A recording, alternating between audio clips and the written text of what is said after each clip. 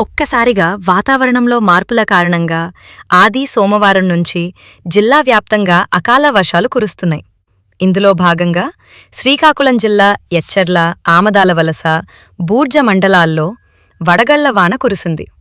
కంచిలి మండల కేంద్రంలో మంగళవారం మధ్యాహ్నం అకస్మాత్తుగా వడగళ్ల వాన కురిసింది.